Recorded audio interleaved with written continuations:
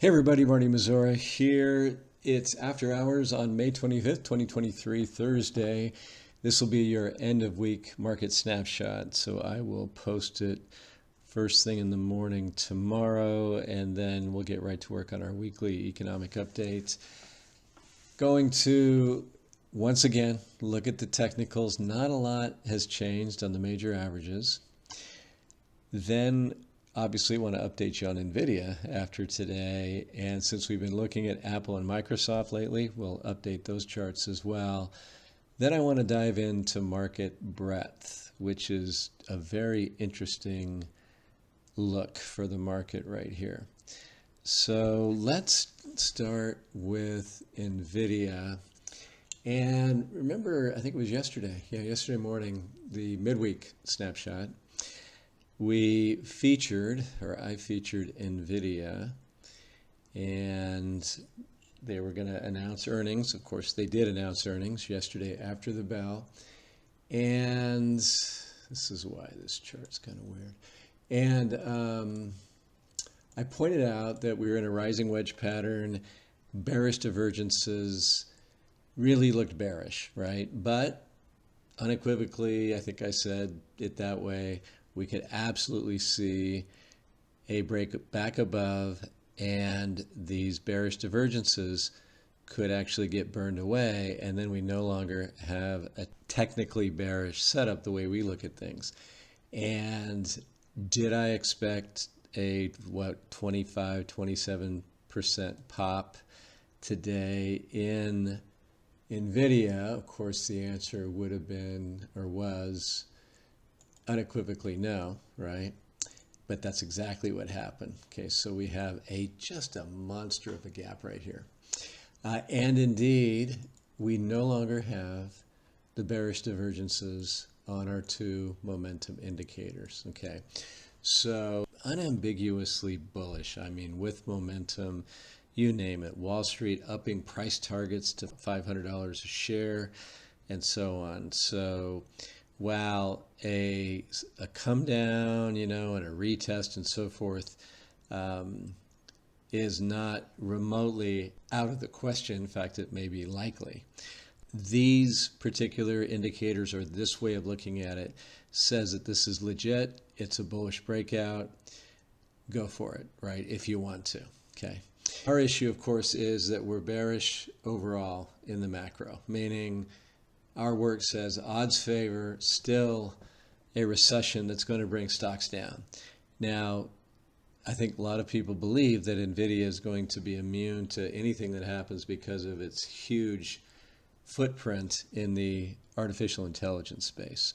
Earlier today on the written blog, I shared the story of Sun Microsystems leading into the tech bubble bursting. It was trading at a price to sales multiple a third of what Nvidia is trading at right now.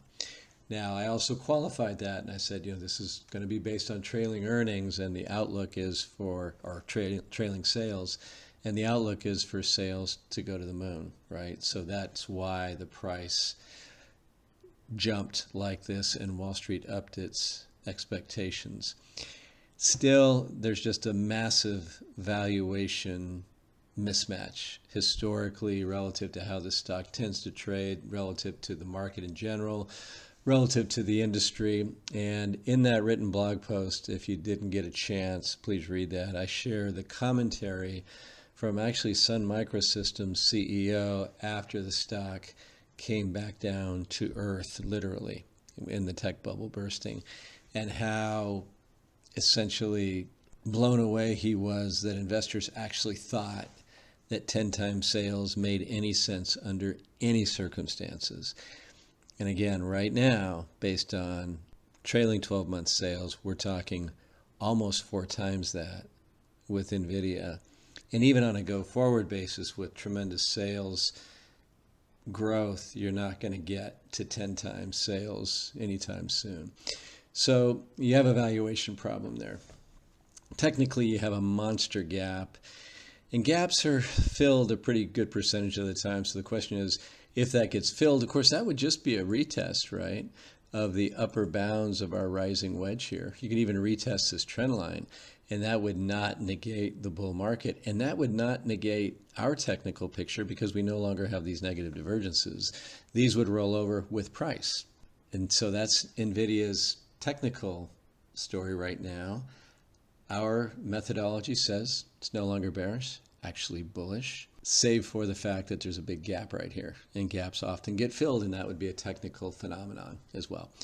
As for Apple, Apple did not make its way back into the uptrend. So it looks right now like it's just testing after a breakout, testing the what was support that now becomes resistance. Still have our sell signal, still have very definite bearish divergences. Apple still looks like a short right here. But again, I would be very careful shorting anything with the pending debt ceiling deal coming. Beyond that, it's an interesting setup. And we'll see if we don't get a serious fading of whatever rally we may get shortly thereafter. So, of course, I'll keep you up to date. As for Microsoft, Microsoft saw a nice pop today, also gapped up a little bit, and closed above the top end of our rising wedge.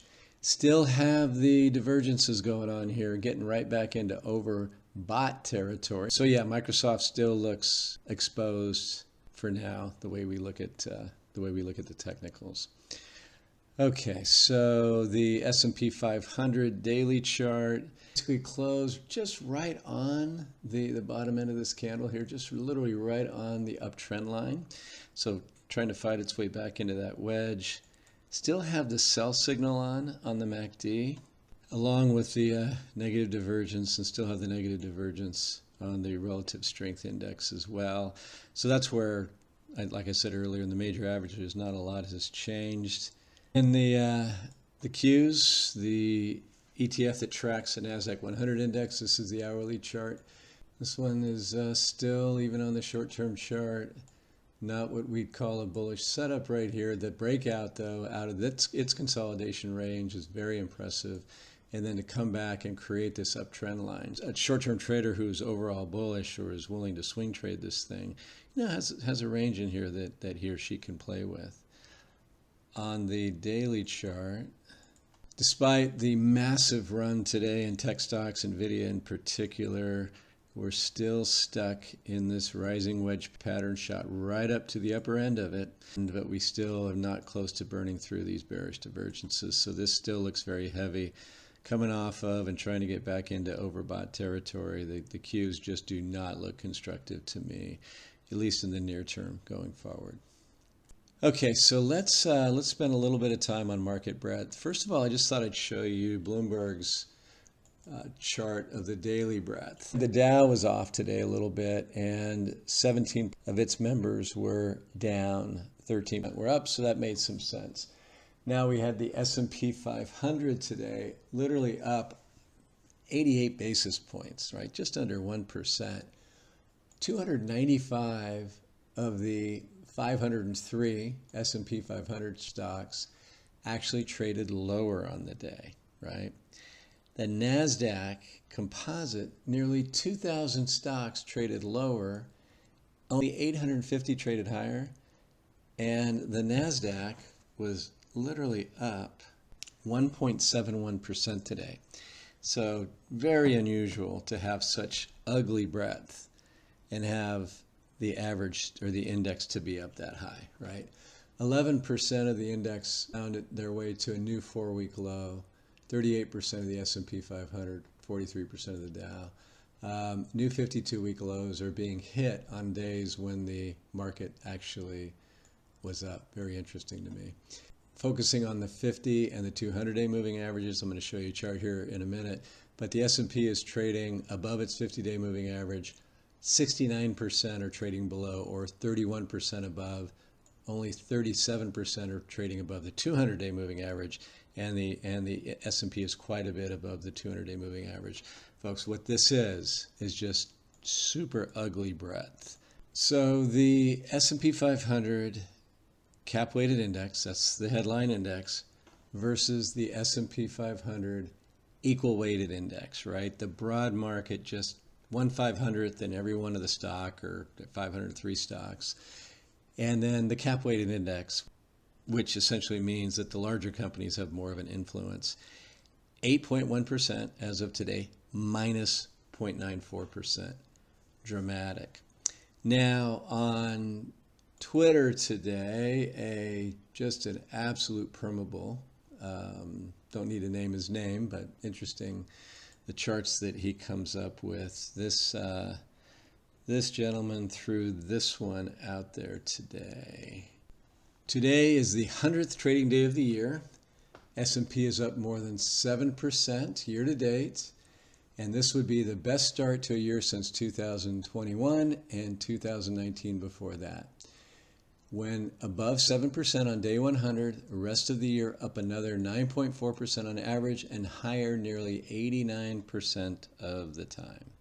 Unfortunately, the equal weight index only goes back to the end of 1994, so what we'll do is we'll take the 1995 experience that he references here and take it all the way to current. So again, what this gentleman is saying is because the market's up more than 7%, it's going to be up at least 9%, or on average 9% between now and the end of the year. And hey, I would take it. We would do well in that scenario. But it's all about context, right?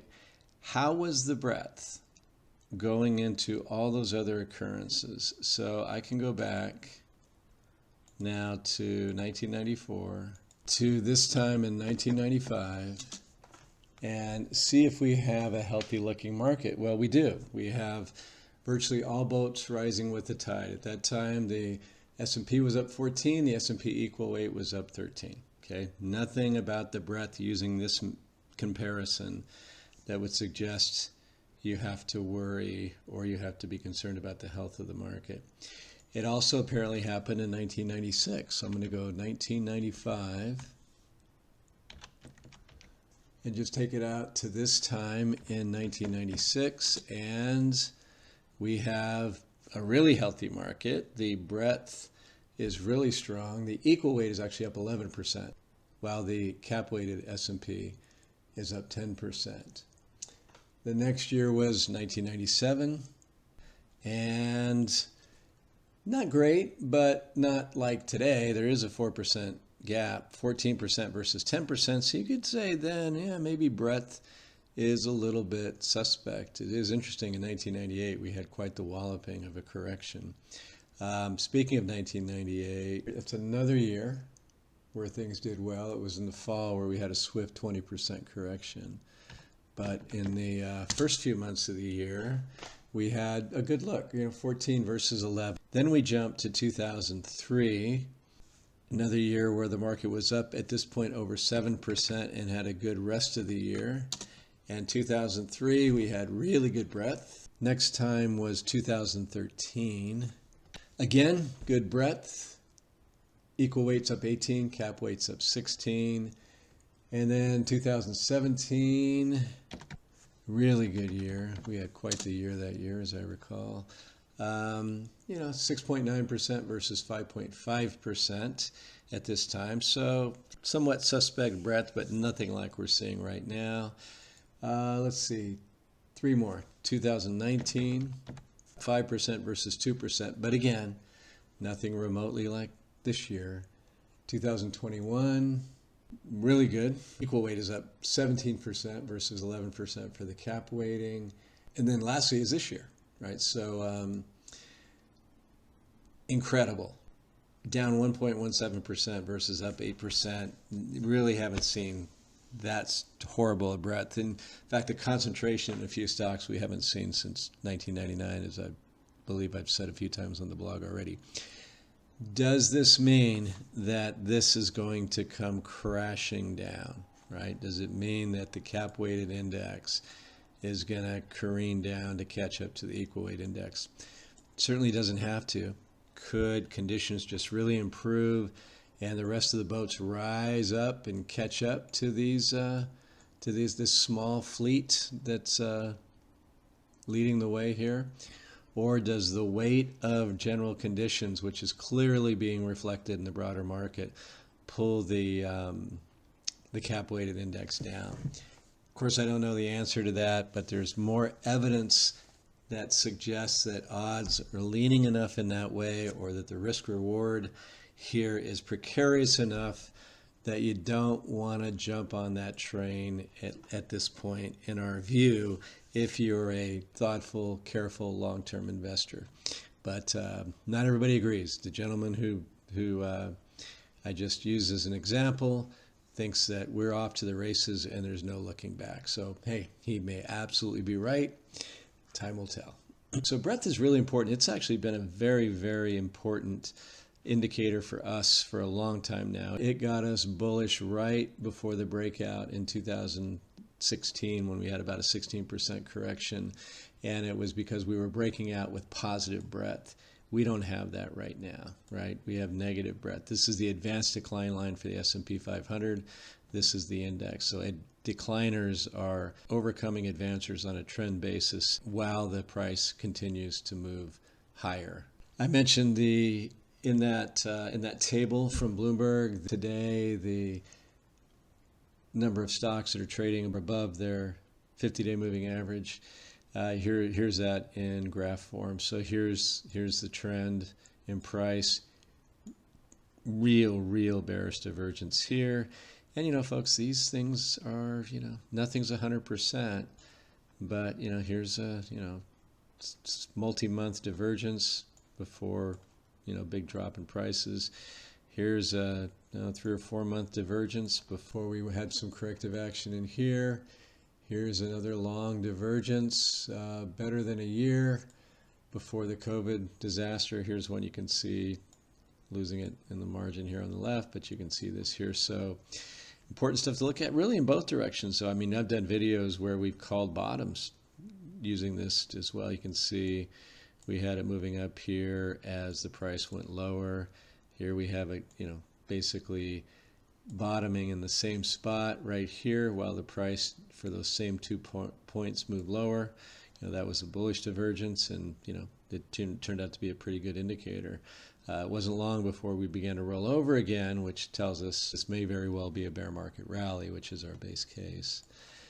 And then on the all-important 200-day moving average, again, price is notably above that for the index, and wow, that's not good breadth here as either. So here you have your uptrend, here you have your bearish divergence.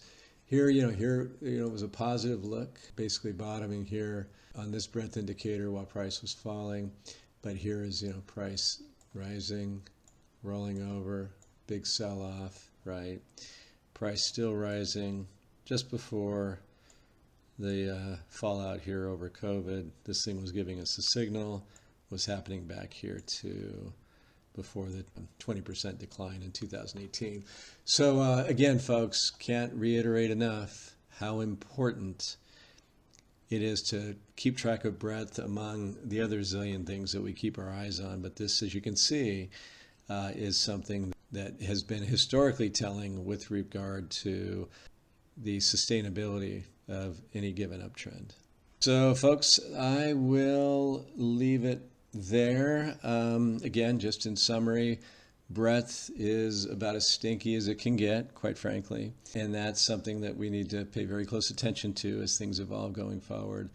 The technicals are suspect still. Market looks heavy to us, but I don't think if I was a short-term trader that I would add to any shorts right here until we get through this debt ceiling debate. Thank you as always for watching and listening. Next up will be the weekly economic update. Have a great day.